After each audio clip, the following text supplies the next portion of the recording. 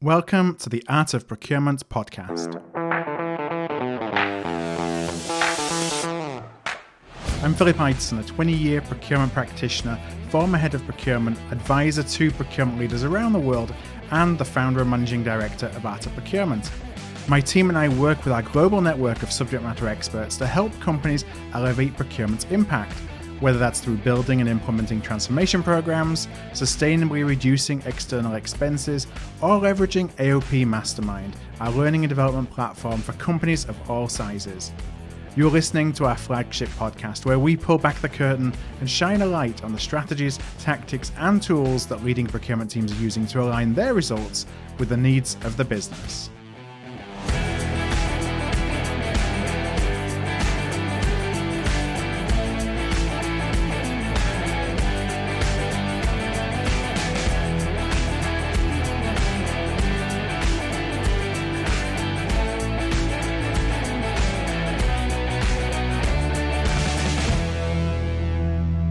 1 year ago, all procurement could talk about was digital transformation.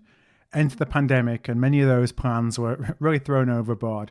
But the reality is that the pandemic has actually accelerated the underlying need to digitize procurement. And I see that on a regular basis, where technology business cases that were previously held up or perhaps not prioritized are now actually being approved and accelerated. And so in today's podcast, I'm going to share with you the recording from an AOP Live webinar that I hosted last month with Christopher Eyerman, the Head of Procurement Innovation at Denali, who are a W&S company, and David Clevenger, who is their Director of Procurement and Operational Excellence. Now, our webinar was based on a guidebook that the team at Denali had built called A CPO's Roadmap for Digital Transformation. We cover a number of topics, including how procurement can get the digital journey started, and do that in reality, not just in theory. And we talk about the types of change management investments that procurement needs to make in order to ensure that transformation is actually successful and, obviously, really importantly, sustainable. Now, to download the guidebook that underlies the conversation, you can go to artofprocurement.com/Denali book. That's all one word. That's artofprocurement.com/Denali book. Now, I'll take you straight into the webinar. And my first question for Chris, where I asked him if he found procurement or if procurement found him. I started my career as an engineer launching satellites. So I guess I didn't initially choose procurement, although in those days, even I remember we did our own purchasing and procurement. And I remember touring the country and finding suppliers and negotiating with suppliers for everything from solar panels to actuators and mechanisms. Since then, after my MBA, I connected with a small, interesting company called Free Markets, which is one of the companies that helped to pioneer the reverse auction. Is really where I got my introduction to procurement 20-some years ago, and that's really started my journey in procurement. Yeah, it's funny you mentioned Free Markets. We were just talking before we went live here about procurement 20 years ago, and really that was the beginning of the Free Markets era. We're starting to talking about technology and reverse auctions, and for many of us, that's where kind of these digital journeys began. Now, the same question, David, for you as well. If you could just share a little bit about your background, did you find procurement or did procurement find you? Yeah, I'd say in one way very dissimilar from Chris. I wasn't doing anything close to being a rocket scientist. Mm-hmm. But no, I was in the financial services space, working in securities, and also came across Free Markets as a company that was just doing some very new, very exciting things. I didn't really even associate it at that point with procurement as much as I did with really exciting advancements in technology and the use of technology. Mm-hmm. So I would say that I was hoodwinked a bit by procurement, but it's been a great 20 years. Well, yeah, 20 years later, you stuck with it. So there we are. So I want to go straight into the first topic, and the first topic we want to talk about today is really getting that digital journey started. And the first question is really, I think in fact the first couple of questions are more kind of contextual. And I'm going to ask first for you, David, and this is a question that came in from Juliet, and that's, what's even the first step to digitization? Yeah, I would say that the first step is to actually set the digital component of it aside, and to really look at your ecosystem and to look at your whole business. And what we talk a lot with our clients about what's your North Star? What is the direction of your company? Not even just your procurement group, but your company as a whole. And where are you? And to be able to do a very candid assessment of where you are currently versus your ability to address and achieve those objectives. And the clear purpose, what's going to guide your roadmap is not just that clear understanding of where you are, but what is a fit for purpose solution to where you're going, because you don't want to overestimate what you're going to need from a digitization standpoint. You clearly don't want to underestimate it either. So that first step in the process really is that clear look at all of your capabilities, all of your objectives, and creating a strategy around that into which you will assimilate the technology. Mm-hmm. Now, as you start to think about doing that, there's a term that is used with more frequency. I would say, I'm going to come over to you, Chris, and just ask you about this. We hear a lot about digital roadmaps. And for some folks, they hear about digital roadmaps and makes sense straight away, understanding what it is. But in other cases, I know that certainly we come across this, I'm sure you come across it as well, a little bit of confusion about what a digital roadmap actually looks like. So as much from a level setting perspective as anything else, I just wonder if you could explain what you think and see when you use the term digital roadmaps. Yeah, definitely important to set that context for this discussion. I'll just start with picking up where David left off there is, we're going to focus this discussion around the digital roadmap. We'll talk about what that is, but it needs to be considered in the context of your overall procurement roadmap. And what that means, your overall procurement strategic plan, like where are you going as a procurement organization? As David indicated, the first clear step in that process is having a clear vision about where you need to go. What do you want to be when you grow up in the next 3 to 5 years as a procurement organization? Yeah. And now within that overall vision, within that overall view, we're now going to look at how technology plays a role in that vision, and then ultimately the actions we take to get there and achieve that. That needs to be highly integrated with the business and the business functions. This isn't something procurement is doing in a vacuum. It needs to be tightly integrated with the business, and it needs to consider, David mentioned this term of an ecosystem. So technology is something we're focusing on today, but the ecosystem also embodies, what about the competencies of our people? What about our processes? What about our operating model and our policies? What about our suppliers, our key stakeholders within the business, executives within the organization? That's the entire ecosystem that we need to consider where technology is a component of that. So now putting that in the form of a roadmap, it starts with a vision. Where do we want to be? And let's articulate that in some very discrete ways around, making that actionable, not just a broad visionary statement, but what do you really want to look like that's unique for you as an organization? And then based on our assessment of the current state, we're now going to create a set of action plans and key outcomes over the next, say, 3 to 5 years that's going to allow us to meet that vision. And again, those key outcomes all tie back to the technology dimensions, but also the people component, the process component, the operating model component, all adding up to a strategic plan that meets our vision. So as you think about, you talked about process and people a lot as well as the technology, what are some of the pitfalls that you see when an organization may just look at it from a technology perspective and they're not really taking into account the full picture? What does that lead? Either what does that lead you to, or what's the likelihood that leads you towards? So I think, David, I'll let you chip in too, but it's really about the journey. And so we think about this roadmap, this journey of procurement, and where digital is a component of that. And our goal with the journey all along is to drive value for the organization, period. And that value is going to tie back to what the organization's asking of us. But the way to make it sustainable and ongoing is all of the elements that we talked about. It's the pitfall is only looking at technology jumping on the shiny object to go implement something because it's cool or because you've been challenged to do so, without considering the broader elements of the ecosystem. Yeah, I would just add on to that, that we look at each one of those sort of key pillars of strategy, people, process, and technology, and your maturity within each one of those. And where that becomes an issue is if you have significant variation between those.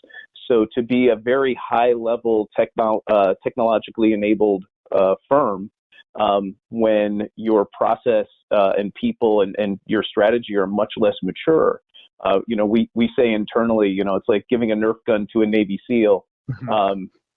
That doesn't work, right? Yeah. And similarly, giving a grenade launcher to a child is a very dangerous proposition.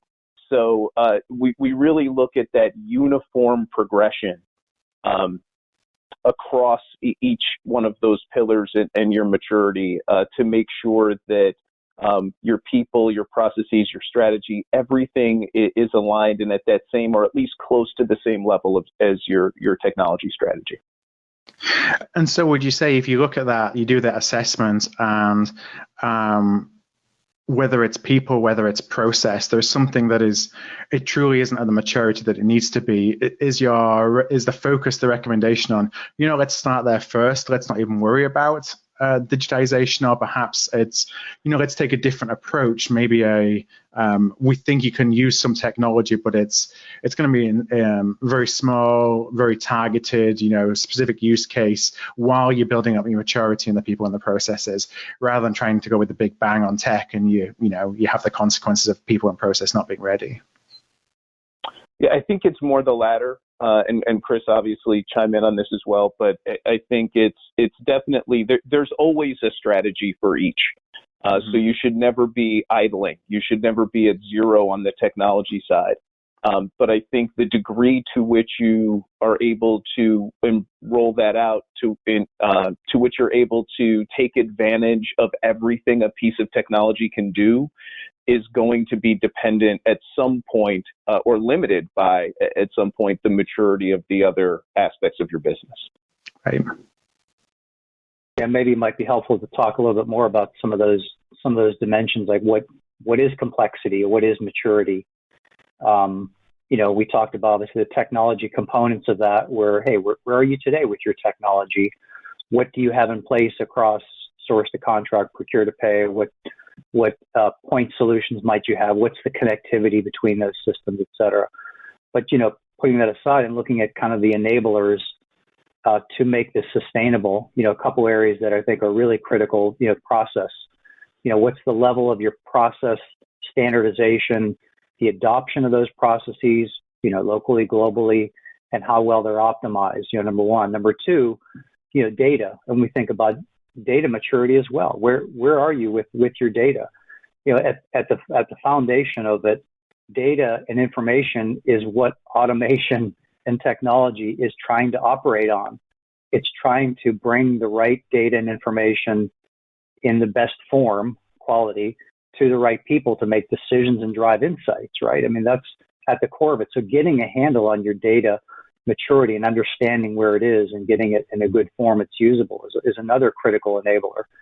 And then the third, I would say, is organizational readiness, is the people component, the digital IQ of the organization. Do you have a culture that is technologically savvy? Do you have an organization that's open to experimenting and it has a little bit of risk tolerance to be able to try some new things and experiment? Do you have the right skill sets within your people? So I would say there are other dimensions of the ecosystem, but I think when we think of that maturity, those are probably the three areas that would stand out.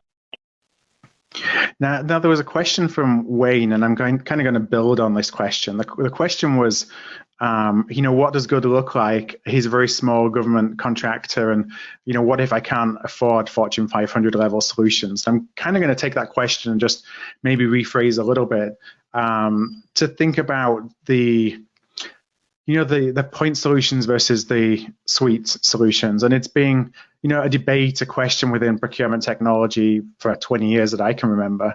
But as you're starting to think about that digital journey and building the roadmap, where would you recommend people start on that journey of, let's just we're going to look at small things, we're going to look at small best of breed versus, I just want one of the big guys. Is that a conversation or a decision that should be made at the beginning of the journey, or should you be guiding your way up to making that decision later, if you will? I don't know which one of you, David, do you want to jump in? Yeah.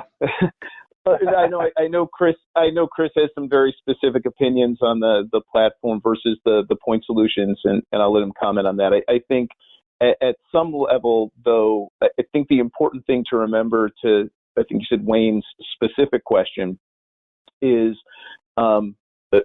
defining good is that it solves your issues, right? So good for you and good for someone else. I think it's very dangerous, especially in the context of digitization, to start to compare yourself with larger organizations or more mature organizations, because you are going to fall into this trap where you're starting to develop a solution or implement a solution that really wasn't designed for a company like yours. And so I think, just to always keep in mind that, the best solution is the one that solves your problem. I think in terms of the platform versus the point solutions, the significant difference there is really impact. But Chris, I don't know, you want to expand on that piece a little bit more? Yeah, I think when we think about building a foundation, and we'll refer back to that quite a bit, is how do you get started? Well, pay attention to your fundamentals, which are some of the things we talked about, process and people, et cetera. But, building your foundation from a technology standpoint, includes some of those core elements. And I think that's probably without regard to the size of the organization. And those are a couple of things. I mentioned the data is an important element of the process building blocks. But from a technology standpoint, your core platforms are pretty important. That typically means your source to contract platforms, your procure to pay. And they're so important because they're foundational. They're going to handle the bulk of the core processes that you're doing.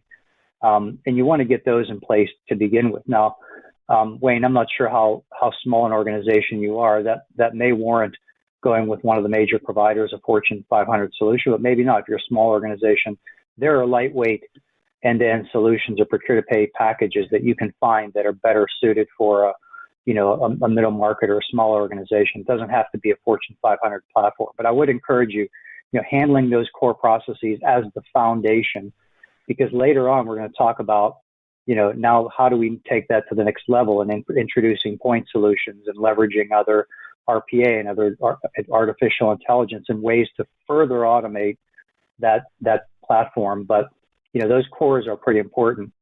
And finally, I would just say on that, you mentioned, the end-to-end versus the point solution. I don't think, I think that's an individual decision. There are some good end-to-end providers.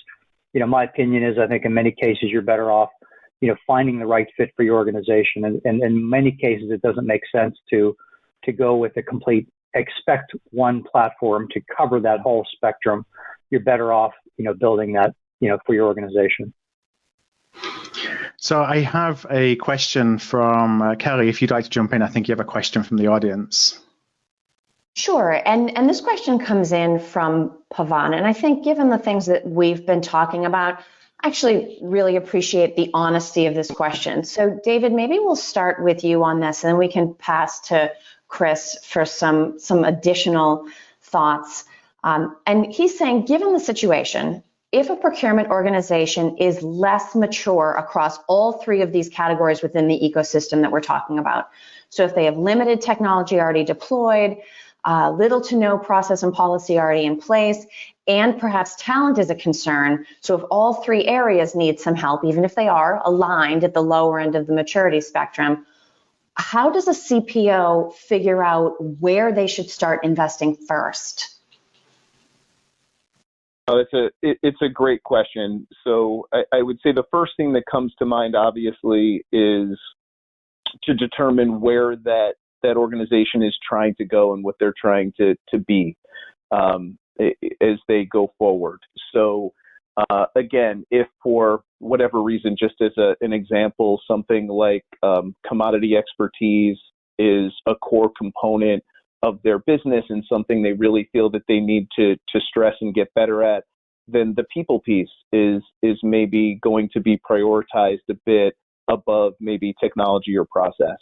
But I think, as we said earlier, the best approach almost always is to try and move uniformly, that you're doing things in such a way that you're not over investing or overcompensating in one area, but you're trying to make sure you're making that common progress across all three of those areas, so that as your people are getting better, they're working within more defined and effective processes, utilizing and becoming more efficient through the application of better technology.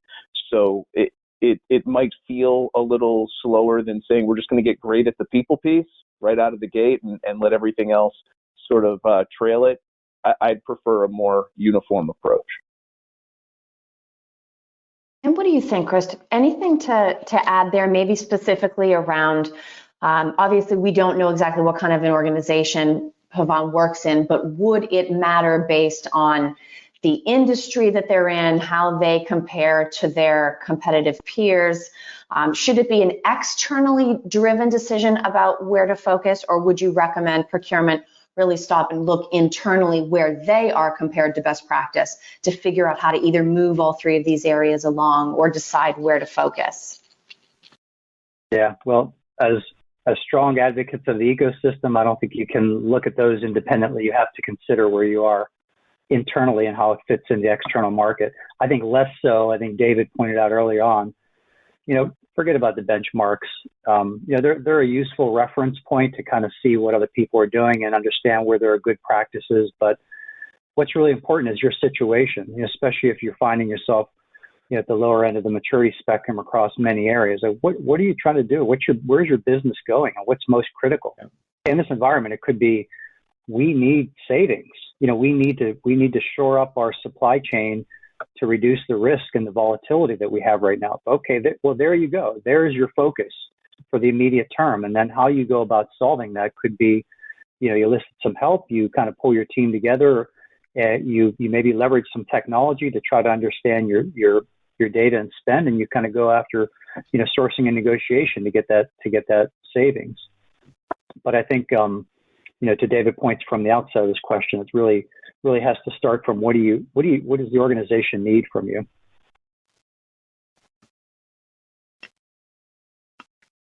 All right, thanks, Kelly. Any other questions that have come in yet?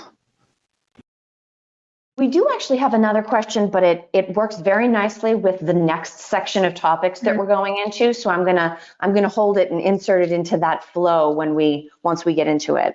All right, perfect. Well, I want to move into really talking about change management. And there's actually a question that, where I'm going to start, and actually I'm going to ask you this, Chris. There was a question from Peter, and Peter said, let's talk about the 80-20 rule as we think about all the different applications that we can invest in as a procurement organization. Are there any that have more value over the others, from an ROI perspective, or if you can only invest in one area? Now, I know part of me thinks, well, the answer is it depends, but I'd just love to get some of your perspective. And for context, Peter works in an electric utility. Mm-hmm. Okay, thanks for the question, Peter. I would say we actually did a recent benchmark study, and found that many organizations are pursuing digital today. I think we all know that, but it's pretty striking to see that there is about, I think, less than 28% of organizations that would say that they're really getting value today, are getting value in adoption. So, with the one point about the response to Peter's question is that it's almost too early. The jury's still out on many of these areas. That said, my perspective, I would say, I think of two areas as those that are going to drive the most value. And I think we've talked about some of this already. The first is thinking about the core platforms that you have in terms of setting that foundation. I'm not speaking specifically in terms of direct ROI, but the fact that they are so foundational in terms of addressing the core of your of your processes and setting the right foundation. So now you're going to bring in additional automation and value to the organization, and they enable other areas. So your core source to contract and P2P platforms, I would say, are more valuable because they're foundational and then will influence value all along. The second area is data and analytics. And I've already pointed out that data is the key enabler to really all pieces of value that procurement's going to drive. Whether it's sourcing, whether it's driving another level to your category strategy, it's informing better contract negotiations, it's identifying leakages and non-compliances in your procurement processes, it's identifying overpayments, it's surfacing data and information that's going to now fuel that strategic cycle again. So if anywhere you're going to kind of put your money, especially early on, but then throughout is it getting your data and analytics in order and getting that in a position where it can be actioned on, and it can fuel and actually kind of help to support the value that will drive the rest of your investments. All right, thanks, Chris. No, I think these are some really interesting and important questions. One that I want to ask, and actually I'll come over to you, David, as well. This is really fundamental to me, and it's around change management, because as we've talked about from the very beginning, the confluence of the people, process, technology, all being very important in tandem. As we think about digital transformation, we have a number of people who ask very similar versions of this question. And that's, what are some of the change management best practices that actually support that transformation from paper to digital, while ensuring that we're bringing in, we're engaging the entire company in this change? Yeah, I can start off with, I think the first thing, probably the most important thing, is to not think about this change management process differently just because you're talking about technology. That the fundamentals of good change management are consistent, and that you need a solid open communication, and you need an effective training plan, and you need to make sure you're engaged with all key stakeholders throughout the organization. All of those things need to be included, and not distinguished just simply because, well, this is technology, is suddenly does change management become a different thing. And then I think the transparency component of it, I think the key for individuals as they go through this process, and where change tends to fall down, is that individual users, people who are affected by the change, don't really see how it's relevant to them. So they understand sort of the broad sweeping terms of, this is more efficient, this is good for the company, this is advanced, it's modernization, but they don't really see, okay, what does this really mean to me as an individual? And as you're putting those communication plans together and you're defining that messaging, making sure that you're not giving one message to all of your stakeholder groups, that you're tailoring that message so that it is in fact relevant to each group. And then lastly, I would say, and this goes back to what we talked about earlier, is you're developing the solution itself, that you've captured what your leadership's vision is for the business, and that's kind of the top-down influence on what this looks like. But you've also engaged in what's actually happening and how work is getting done, so that there's a bottoms-up message as part of that communication as well. And those two things combined are ultimately what's going to enable that change to be effective. And Chris, I just want to give you the opportunity if there's anything else you wanted to add on to that, because before I have a follow-up for David. Just adding to that, I mean, it's the fundamentals of change management, but don't forget your suppliers and the other aspects of your ecosystem. That's all part of fundamental change management, is understanding all of your stakeholders. But oftentimes we'll forget about suppliers. I remember back in the early 2000s, when all the e-procurement platforms were being deployed and everybody was forgetting about suppliers and supplier enablement, for example. The other thing I would say is that it might be a good opportunity to kind of use this change to maybe rebrand procurement. Not just from the technology foundation, that's a component of it, but think about maybe rebranding procurement within the organization. Depending if you're where you started as an organization, people may think about procurement as purchasing, or the place where I have to go to slow my contract negotiation process down. So it's a good opportunity now to think about that as part of your change program. Is think about rebranding and using some of these building blocks of technology where you're now going to make the experience of the stakeholders a lot more streamlined and start to change that perception in the organization. You said the word there that I'd actually written down about experiences, and the kind of the experiential side of procurement, because you go into it. When you have these change journeys, you often go and you find an organization that maybe they've used some technology in the past. It's not been the best. Like I say, everyone kind of looks at that as being a procurement problem. And there are actually pretty simple, small things that can make big differences in the experiences of stakeholders, because it just helps them from their cycle time of how to place a PR, go from a purchase rec to a PO, or you don't need to do big things to make a big difference. When you start thinking about the experiences that your stakeholders have. So I think that's really important. David, I want to come back to you because I had a follow-up just on kind of the conversation that we had before. And this, again, is kind of from some personal experiences, is you put together a project plan for a digital implementation for either a single technology that you're bringing in, whether you bring in a suite, whatever it looks like. And let's say your the project plan is I'm just going to make a number up, like a 5-month process. And then you're going and saying, well, actually, I recommend this should be more like 7 months because we've got to think about the change. We've got to make sure we're building in time at the very beginning because we need to get people on board and engage and tell the story and work on some of the branding things. It's not just all about how long is it going to take to, make sure that all the pipes are fit together from a data perspective. And when people look at that, they often say, you know what, that's too long. Let's just go with the 5 months because that's how, and let's you can do the change management as you go.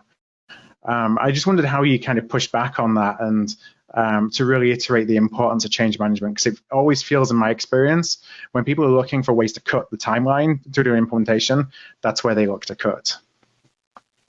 I think you're exactly right. I'd say one of the great advantages of being a third-party consultant is we just get to look at people and go, well, that's a huge mistake that you're about to make. We don't necessarily have to manage through the politics that the folks on the inside do and the budget challenges that I know they have. But we talk a lot, obviously, about sustainability of a solution. And change and communication are such key elements. They are the core elements of sustainability. And those project plans, especially as it relates to these investments, really have to begin with your communication strategy and your change management strategy. The way, as you say, all the pipes connect together. I'll stop short of saying that's the easy part. But we know these technologies work. Right? We know what they can do. We know they're effective. They still fail in certain companies. And the reason for that is not because the software doesn't work. It's because you didn't take the time to do these things. And I think as you're trying to sell this internally to your leadership, my experience has been that most C-level leaders within organizations respond to a couple of things, growth and risk. And I think if you can demonstrate for them, and I think you can in an area like this, the very real risk of shortchanging your communication and change management plan, and that it puts their investment in the technology at risk, then that's a potential way to sell that. Yeah, and Kelly, I'm going to come to you in a moment, I think, for a couple of other questions, but I just wanted to kind of round up this topic on change management. And I think it's a nice segue when you talk about kind of investment at risk, if you will, to a question that we actually got around investment. I'm going to ask this to you, Chris, and this is from Marchetta. Marchetta was talking specifically about advanced analytics tools. And the question essentially is, how can you make the business case for investment in things like advanced analytics tools when oftentimes, they don't, when people look at them, they think, well, that should be a given. You should be able to do that anyway. You don't need more money to get better tools to help you do analytics. Why can't you just use an Excel spreadsheet? How do you make that business case? What are some of the ways you've seen companies be successful in making the business case for investment in tools like that? Yeah, great question. Did you say that data is not sexy? I didn't understand that. I'm an engineer. That was the question, wasn't it? That's my background, right? It is a challenge because, it's I think I talked about already, data and especially the analytics and trying to bring insights and bring your data to a form where it's together, it's normalized, it's cleansed, it's in an actionable form is not necessarily the part that derives value directly, but it is an enabler to everything that we're doing in procurement. You're not going to find opportunities. You're going to build your sourcing portfolio.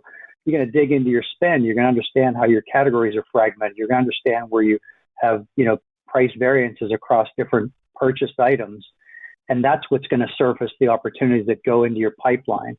You need the data to find out when are my contracts expiring and then how fragmented am I, so that I'm not just going to go renew a supplier contract, but I'm going to now, consolidate suppliers and then rationalize my terms because now I've got rich information, insight that's going to say, your terms are all over the board when it comes to even suppliers within a category. So it's so foundational to every piece of value that procurement is driving. You need to build up the business case based on that and tie back to where are we going in the first, what are we trying to drive to? Is it savings? Mm-hmm. Are we trying to drive to be more strategic? Are we trying to reduce the risk in the organization? To David's point, are we trying to help support the organizational growth and put us in procurement in a position to be more agile and more flexible so we're not slowing down the growth, but we're supporting and helping to drive the expansion of the business? Align your data objectives to exactly what the outcomes we're trying to drive and paint that picture that says you're not going to get to that value, or you're not going to get to the value that you could be reaching without really good, data and analytics. Mm-hmm. Yeah, like you say, it's so fundamental. And still 20 years later, it's a topic we still seem to be struggling with as procurement groups. If anything, I think that's an area that there's, some of these technologies are really have a way to impact now is machine learning algorithms to help auto classify spend and bring the data together, kind of advanced algorithms to start looking at areas of, not just describing my spend, here's the historical view, but also now casting that forward and integrating that with the company's business. It might be your manufacturing plan, and now being able to cast forward, what's my spend going to be going forward in the future? And you're really changing the mindset of the organization. You're changing what you can do, as a procurement function, not just being reactive and backward looking, but now pivoting and now putting yourself in a position where you can be more proactive and forward looking. Yeah, you can start driving optionality based on predictive analytics. And I think we're going to go there in the next topic. But before we do, I just want to stop and hand over to you, Kelly. I know you got a couple of questions that have come in from the audience. I do have a few questions that have come in. And Chris and David, let me preface these 3 questions by saying I think it's safe for me to brag and say that the AOP Live audiences are the best. But we clearly have a really bold group of people interested in pushing forward, because these 3 questions that I have that have come in on this topic, these folks are ready to go. So the first one, David, let me start with you. I have a question that's come in from Bernice. And as we were talking about change management, she's basically saying, yes, procurement can take some certain steps to handle the change management effort, to minimize disruption, right? But what if procurement wants to be disruptive? What if they take this digital roadmap, this digital journey as an opportunity to be disruptive internally, to embrace innovation, potentially even by working cross-functionally? And she specifically mentions operations. So how would you alter maybe some of the advice or expand on some of the advice you've given around change management if procurement is less looking to contain the instability and more looking to really drive some big changes? No, I mean, I think, look, we kind of have joked about it a little bit throughout the conversation so far, but I think a lot of people in our space are frustrated by the status quo and the fact that reputationally procurement probably isn't where we hoped it would be when we started this 20 plus years ago. And so I applaud anybody whose vision is inclusive of procurement being a positive disruptor in their business. And I think the opportunity is clearly there. And as Chris just sort of outlined and Phil both just outlined, the advancements in some of the tools that we're talking about here, the ability to do that has expanded significantly. But I think the first part of that is if you're going to be a disruptor, you have to first establish credibility. You have to demonstrate that you, in fact, have something to offer that's worth everybody else in your business listening to, whether that's operations, it's other stakeholders, it's your leadership. A lot of that, and again, I know some of this keeps coming back to points we've touched on, but how able are you to interpret the data? How predictive are your analytics? Are you able to bring something to the table that is valuable enough that you can rally around that as your the center of your disruptive strategy? And then I would also say that there's an element that I think most procurement departments miss around how do you then market, communicate, and brand this effort? And, let's be perfectly candid. Most of us in the procurement space, that's not our core competency. We're not marketeers. We're not salespeople. We're not as commercially minded as we always should be. But most organizations have that capability within their company. And I've seen multiple examples throughout my career of procurement departments who go into their own organizational marketing department to develop a branding plan for procurement. And you can introduce, these are the processes we want to disrupt. These are our themes. And those folks are experts at developing the messaging around that and how to campaign around that and how to communicate around it. So don't sit there in procurement when you're looking at such an aggressive strategy and feel that you're trying to do this on your own. Talk to finance, talk to marketing, talk to the people who are experts in your organization to introduce a credible strategy to the rest of your business. Well, and it's interesting that you bring up this notion of procurement not being experienced in self-branding, self-marketing. And Derek makes an interesting point on this, that so often was missing in these change management efforts, or at least missing in the ones that lack success, is strong sponsorship from the very top. And he actually makes the comment that many folks, I'll put this in, right, Derek, hopefully this is what you intended, many within procurement don't at the end of the day want to be the ones with the blood on their hands, as he says. So Chris, in terms of that, bringing in folks from other functions, getting the leadership buy-in, how can procurement make the case to leadership that we can not only change our own value proposition, but we can actually alter the trajectory of the competitive advantage of the entire company? Yeah, well, I think building off what David said is you have to earn your way to that discussion. You're not going to go flip the switch from, hey, we're a reactive contract pushing organization, and now, hey, just based on what we're saying to you, that now we're going to now start influencing the corporation. I think you have to build up that credibility. I think many of the things we had talked about today to start highlighting that value. I think everybody on this call is probably pretty aware of the value that procurement can bring when it's done well, when it's done strategically, both in terms of driving savings, which still drives many of us today, in terms of that type of value that we can bring to the organization, but also other organizations that is not as relevant. It's more about speed. It's about minimizing the risk to the organization. So find some elements that you can start to demonstrate to the organization and to the leadership to get their attention.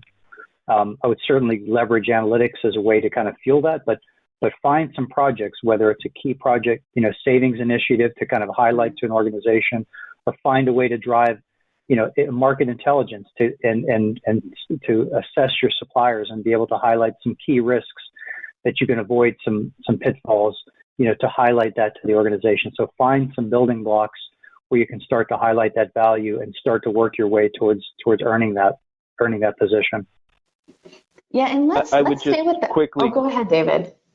I'm sorry, Kelly. I would just add quickly to that list that Chris just went through, because I think it's something we're just now finally starting to see companies do in terms of what some of those things are, but also look outside your organization at your supplier community. The innovation that can be brought into your organization from your suppliers, your thousands of suppliers that are working with you every day, is significant. And I think it's an area that is still too often missed and can be facilitated and better quantified by a lot of the digital tools that people are looking into. And David, on that exact point, I'm actually going to sort of paraphrase a question that's come in from Daniel, but specifically on the point of collaboration with suppliers. Do you see the capabilities and maturity of anything that might be in the category of supplier portal helping with that? So is this an area where technology can help us to progress along that maturity curve? Or is it something that needs to be sort of a people first, process first kind of an effort? I think that technology will be a very significant enabler in this over the next 2 or 3 years. I think we've already, Chris and I both have already seen examples of tools that there are some startups in the space that are creating some very exciting tools that are going to help take supplier management to the next level, to not just simply be what they've been in the past, onboarding, maybe something that just, a scorecarding functionality. Not that those things are unimportant. They're all part of a broader supplier management strategy. But I think to the question that Daniel asked, I think we're already starting to see much more, the development of much more advanced tools that will help serve as those enablers. But again, just enablers. So to the point you ended on there, Kelly, the fundamentals of building relationships with key suppliers, that doesn't go away just because you have a better tool set. That'll help your communication. It will help your quantification of improvements that you're making with those suppliers, all of those things. But it certainly won't supplant the need for focused relationships and strong strategy and fundamentals. And as we try to think more and more expansively, Chris, this next question, let me start with you and then we can have David jump in. George is talking about some of the challenges around making the internal business case for specific procurement technology versus technology that is positioned more generally for the rest of the enterprise. And he really calls out the challenges around gaining alignment with IT for rolling these things out and integrating them where they need to be integrated. Can you provide your thoughts or tips for focusing or framing the pitch for quote unquote procurement specific solutions versus ones that are positioned a little bit more generally? And for a little bit of context, George works for a regional bank. Mm-hmm. Good question, George. Yeah, that sounds like a deeper conversation. And, getting to the business case and getting commitment in the organization is absolutely critical. A couple of things to think about right away. So it's two sides of the business case. One is the value proposition. The other side is the cost and what does it take, cost and time and effort, resource to get it done. That's really the foundation for the business case that you need to develop. On the value side, and we talked about already the different areas where procurement can drive value. So where are we talking about in the spectrum here? Are we talking about a foundational platform? Are we talking about a point solution? Are we talking about trying to bring in RPA? Each of those will have their own value proposition that would be unique based on where it would fit in the flow and how it connects to the end value. So it's hard to, without having further discussion, to know where that would fit. There's value propositions for each of those areas. On the benefit side, on the cost side, yeah, I mean that's a common barrier. Is, hey, we're going to need, certainly your foundational platforms. Gosh, we're going to roll out a source to contract tool. What's the IT investment that we're going to need to roll that out? But there's also a lot of tools and capabilities that are available that you can leverage without a big impact to the IT organization. Maybe that's an area that you want to look at. Whether it's leveraging a third party that can come in and help do that with cloud-based solutions that aren't going to have a direct impact, or maybe with a lightweight integration to back-end systems where you need to share a little bit of data. But where can you look at different solutions or point capabilities that can drive significant value without, at the same time minimizing the impact and the dependency on the IT organization? So I definitely encourage you to kind of look further into those kind of areas. Thank you. Thank you very much, Kelly. And I know we've got 8 minutes left here, so I'm hoping we can come back one last time. But there's a couple of questions that I do want to ask to you both. And we've talked about what the future looks like. I'm always hesitant to ask kind of the crystal ball kind of questions, because as we've often seen within procurement, we perhaps move at a pace which is slower than what we may predict at a particular moment in time. But we have a lot of questions around that. So I just want to ask one more broadly. And that's, do you think we're going to be talking as a function about different technology in 5 years than what we're talking about today? So today we're talking more around, how can we make the procurement process more efficient? How can we enable more effective kind of consumer buying experiences? How can we have more access to the data that is buried within our ERP systems or wherever that may be buried, our invoices? Those are the questions we seem to have been having in this kind of generation of digitization, if you will. In 5 years, are we going to be talking about, these are all these things that we never thought was possible, and we've got all these wonderful startups coming through doing very different things? The question, are we going to evolve that conversation, or do you see it's going to be much of the same for the next few years? David, do you want to start on that one? Yeah, sure. I think, look, if there's one thing we can learn just from our own history, is that there's no end to the technological journey. The technology will continue to change the way we do things and change the way we think about things. So we have to expect, I think, that's going to happen. I think some of the things that already exist, and obviously AI is such a powerful thing just in and of itself, as that becomes stronger and has greater application, I think we'll see it applied in many more areas, and also to a degree of depth that we have not seen to date. So whether that's we're already seeing the start of that with contract development, with RFP development. But I think it will, some of those things will continue to expand. But I think, again, it has to, the job of the procurement professional is going to really always be not trying to get to the end of a digital journey, but trying to ensure that whatever those advancements are, that we're embracing those in the context of our ecosystem, and that they're serving these objectives that we've defined and these strategies that we've laid out for our businesses. Mm-hmm. What has me most excited, I think, over the next handful of years is going to be, how these technologies can really change the way that we do procurement. And you think about it, procurement hasn't changed for hundreds of years. Probably longer. And didn't know, David, I wasn't around back then, even though you may tell me that. But how do we fundamentally change that? Think about, like we talked about, e-auctions was an example. We talk about like the catalog. the P card, right, which changed the way, no longer you're submitting a purchase order and sending invoices.